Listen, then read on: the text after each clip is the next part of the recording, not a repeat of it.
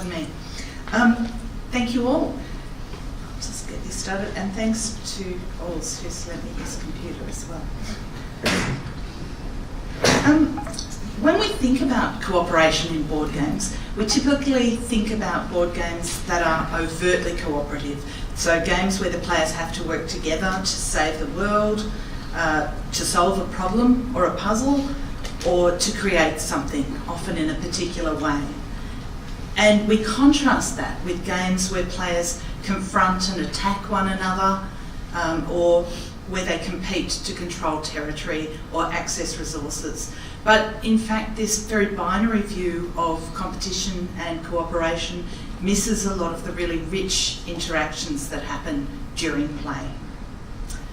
Our focus then in this paper is on the lived experience of play, and our methods are qualitative and thematic. So we're interested in understanding the player as a user and exploring that relationship between cooperation and competition, as well as presenting distributed cognition as a really fruitful way to look at and understand board game play. And that leads us to distributed cognition, which really looks at how cognition and cognitive processes are distributed and how they move amongst objects and between objects and people. So we're interested in what people and things know, but also how that moves within a system. And importantly also, that helps us to understand play in its own right. We're not trying to instrumentalise play. I'm not interested in play as a tool for doing something else. I'm interested in what play is and how people experience play. Our study design, this was an observational study, not an experiment. So we just ran 7 game nights with 14 players of 9 different games.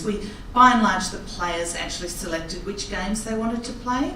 We had 33 people, 15 women, 18 men, probably skewing a little bit older than a lot of these studies typically will go. And we had multiple cameras that we used to observe them, both overhead, and we also had a set of Tobii Pro 2 gaze glasses. Now the games that we used, I'm just going to introduce those briefly because I'm sure not everyone is familiar with them. Hanabi or Hanabi is a small card game. It's an overtly cooperative game where the players work together to play cards onto the table in a particular order. It's got a theme of staging a fireworks show, and it's the shortest game we used. It runs at about 25 minutes per game. The other 2 games are overtly competitive, so there is a single winner. 7 Wonders is a game where people take the role of leaders of the ancient world, collecting resources, building buildings, and improving their military strength. And Concordia is a much longer game. It's around 90 minutes. It's quite a demanding game, quite a deep sort of thinky game, and players are trying to build a powerful empire by founding cities in ancient Rome.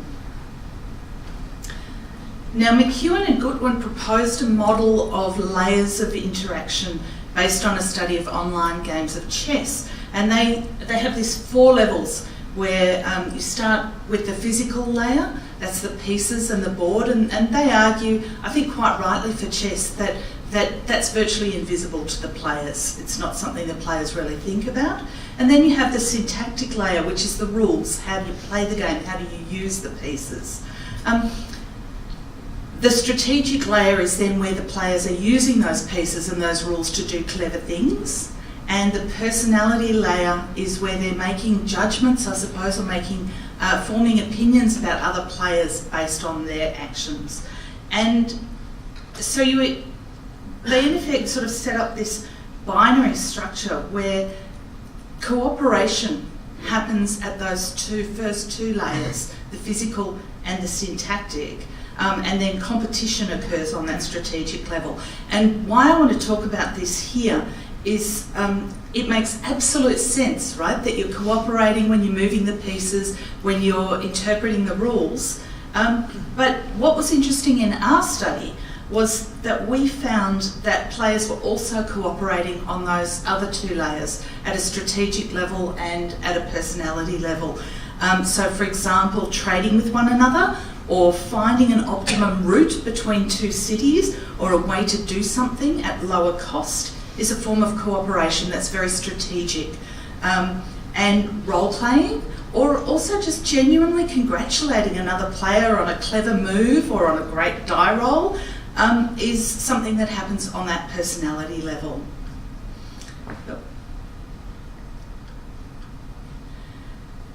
And so those cooperative kind of physical and syntactic tasks are what we sometimes talk about as housework, right? They're articulation tasks, they're the work of playing the game, setting up the board, packing up the game, resetting the board for another play or in between rounds. And obviously these tasks are distributed amongst the players, okay? They work together to do these tasks. But what we see here is a form of coordinating in, where players don't sit there and go, well, I'm going to set up the square tiles and can you put the money out and can you be responsible for, I don't know, closing the box. They just do it. They just do what needs to be done. And it seems to happen very seamlessly. And then there's this kind of what will happen question. You know, if I do this, what's going to happen?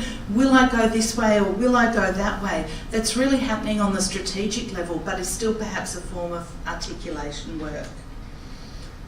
I'm going to show you a couple of videos now. The sound quality is really bad, so I'm just going to talk over them.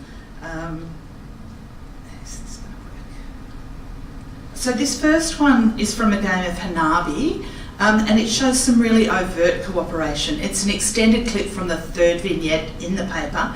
And most of this group are not very familiar with the game Hanabi, except for Tim, who is kind of over here somewhere. He'll come into frame in a little while. And he's been acting as the teacher of the game. In this game, players give each other clues about what cards they're holding. So each player can see everyone else's cards, but not their own.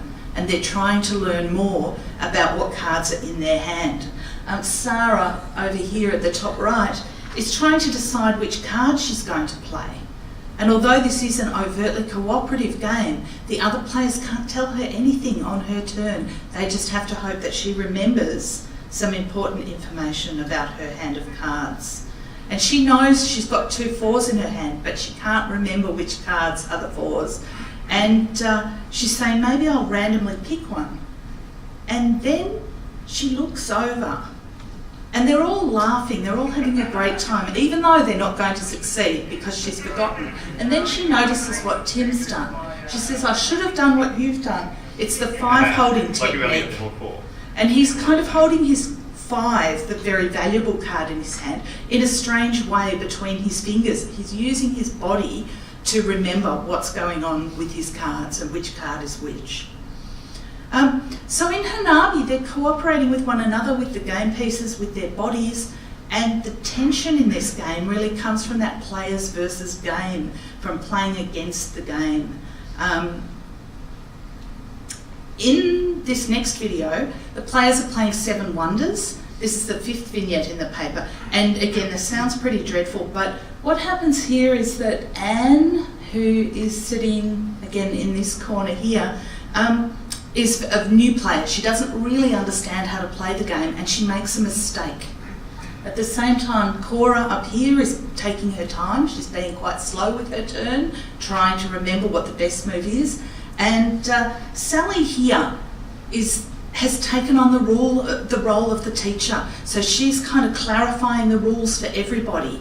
And interestingly, nobody's questioned that. It just kind of happened.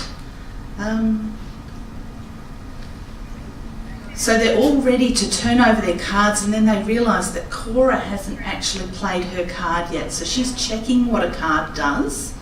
Anne has already chosen which card she's going to play, but she says, can I change that because I didn't understand what was going on? And collectively they all negotiate and they all agree that, yeah, absolutely, she can do that. Okay? And she takes a card. She drew the first card from the deck, from that discard pile in the middle of the table, then realised that wasn't her card because she'd played her card before Cora. So of course Cora's card was on top and she took the next one. And this is an example where they're cooperating with the pieces as well, because everybody could remember who had played their card when. They knew that Anne wasn't cheating by somehow trying to look through the deck and find a better card. It was very clear which one was hers. So in Seven Wonders, they're cooperating with one another, in this example helping the new player, but also maintaining the game state, making sure that the game is working the way that it's supposed to. They're teaching and explaining the rules, they're collaboratively fixing that mistake, and of course that's never written into the rules of a game. How do you fix a mistake once it's happened? The rules tell you what to do, but they don't tell you what to do when it goes wrong. They're also collaborating with the game pieces, okay?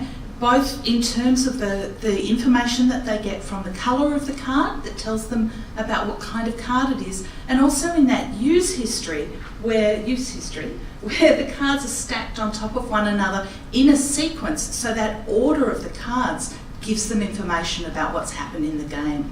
And they're collaborating with their bodies as well in terms of the way that they hold the cards, how close they hold the cards to one another. But at the same time they're competing with one another. I just wanted to build on that idea of the use history with another example. This is a game that has 2 decks of cards, and in every game that you play, you use this deck of cards. But if you're playing by the advanced rules, we've already played the basic game a few times, then you use this deck of cards. And what you notice when you look, I think, at this picture is that the cards that are used all the time are almost dog-eared. You know, they're not fitting together as nicely as the newer cards. So this is an example of a use history which continues from game to game. Okay? The more the game is played, it's like the more you read a favourite book, the more the edges of the cards start to show that that game has been played and has been loved. And I think this is where, perhaps more than in a game like chess, that physical layer also becomes very important in the game. There's also this interesting issue around negotiating rules and taking back a move, which is something that not all groups will actually allow a player to do.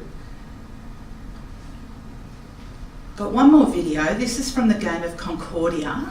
And the players are setting up the board here. And it's quite complicated, so I'm just going to explain what's going on. Now, it doesn't come across terribly strongly in this part of the video, but one of the things that I think is really lovely about this group that play is that they kind of role play a little bit. The game is set in ancient Rome, so they use this kind of weird, very self-conscious fake Latin. So if somebody is, for example, getting 12 pieces of money, they count it out in Roman numerals. So they say, I need XII money.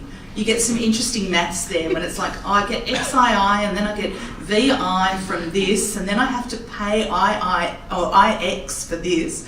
But they're actually playing that out. They also play, in this example, with the word Mauritania, which is the name of one of the provinces on the map, because it's all written in engraver's Latin on the board, so they call it Mavritania. Okay, so there's this play, and to kind of honour that, I've given them all special names. So we have Tiberius over here, who's sitting near the card display, so he's shuffling cards and ordering cards, getting them set up. We have Flavia and Crispus over here, who are looking at the tiles that have been distributed on the board and evaluating them to work out what the most valuable tile is in each area. And we have Drusilla up here, who is getting information from Flavia and Crispus about the most valuable tile, so that she can actually create this summary table which indicates what the most valuable resource is in each area. It's really a great game. It's not as complicated as it sounds. And while they're doing all of this, Crispus is both talking about playing the game and he's talking about another version of the game entirely. Salsa, which is an expansion.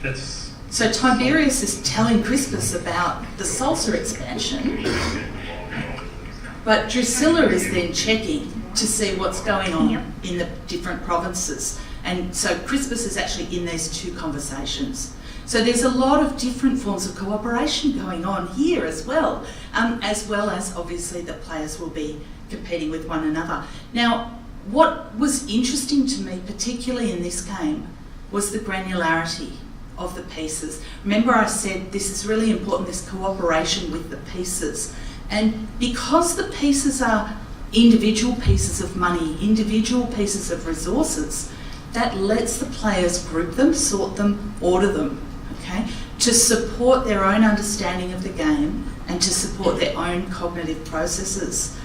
Each player starts with a board and with the same set of resources, and the board has here a sort of sample of how they suggest that you lay out your resources.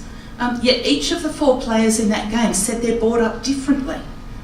Tiberius, for example, had cloth and brick and 5 money put to one side because he wanted to build the most valuable kind of city that would produce cloth for him. Okay? We see there then that they're using those pieces to enact their plans. Flavia is ordering her cards here so that she can just take the next one that she plans to play. Tiberius has already done it. When he plays his next card, he just takes the card off the top, okay, because he's already planned to play that. So our key findings then from this work were around the importance of cooperation in play, around the use of distributed cognition as a really good way for understanding what happens when people play, and about that granularity, the use of the components. As Flavia put it when I asked them, she said, we're not helping each other to win when we give these suggestions, we're helping each other to play to make someone win. That's it from me, thank you.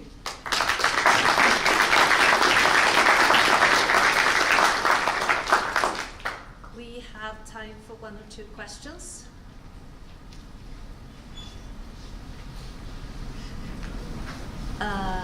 No questions? In that case, I'm going to ask a question. So one of the things that other researchers on board games have talked about is that there is a fundamental collaborative contract around just agreeing to play the game.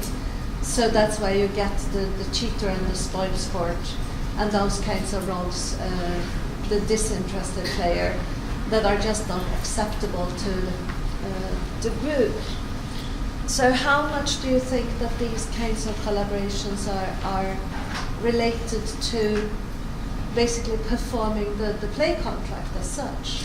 I think that that's really important, particularly on that personality level. So helping the new player, not being the person that, won't let the new player to take their turn back, playing nicely with one another, not having arguments at the table, that's really important.